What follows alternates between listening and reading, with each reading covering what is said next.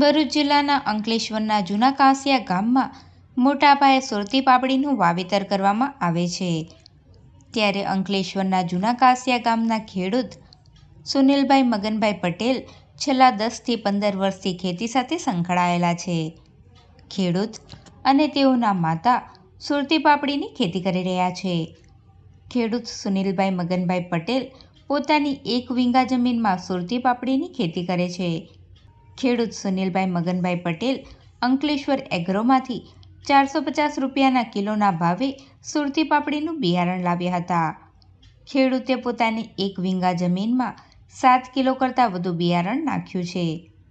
ખેડૂતે ઓક્ટોબર મહિનાના અંતમાં શાકભાજીમાં એવી સુરતી પાપડીનું વાવેતર કર્યું હતું. શિયાળાની સિઝનમાં સુરતી પાપડીનો ઉતારો વધુ પ્રમાણમાં જોવા મળે છે. નવા કાંસિયાની રહેવાસી છું, રેવાબેન મગનભાઈ પટેલ. અમે છે કેટલા વખત થયા આ પાપડીનું વાવેતર કરીએ છીએ ને 8-9 દિવસે ભણવાની થાય. અને તમે એનું વાવેતર ક્યારે કર્યું હતું? વાવેતર 2 મહિના પહેલા. અને ખાતર તરીકે શું વાપરો છો? ખાતર તરીકે તો આવું બધું જ નાખીએ છીએ. એમ્કેટર પછી છે તે બધું એરિયો એટલું નાખીએ છીએ. અને કેટલી જમીનમાં છે તમારે આ પાપડી? અમારે 1 વીઘું છે.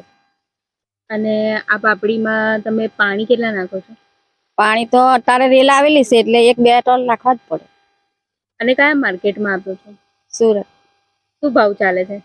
અજાબાસ મળી રહી ખરું ખેતીમાં? હવે મળે તો મળે, નકર કઈ નહીં મળે, એવું જ હોય. ભાવ એટલો આવે તો મળે, નકર પછી બી ખોટ જાય.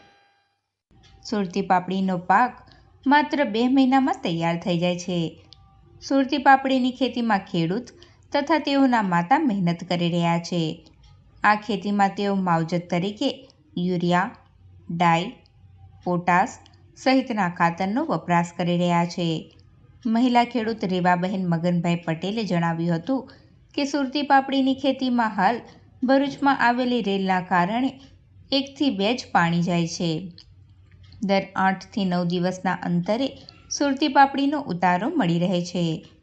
હાલ સુરતી પાપડીનો માર્કેટ ભાવ 20 કિલોના 1000 થી લઈ 1200 રૂપિયા સુધી ચાલી રહ્યો છે.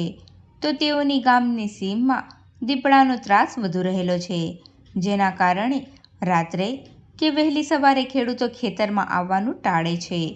જૂના કાંસિયા ગામમાંથી જ ટેમ્પામાં બધા ખેડૂતોનો તૈયાર થયેલ સુરતી પાપડીનો પાક સુરત ખાતે લઈ જવામાં આવે છે.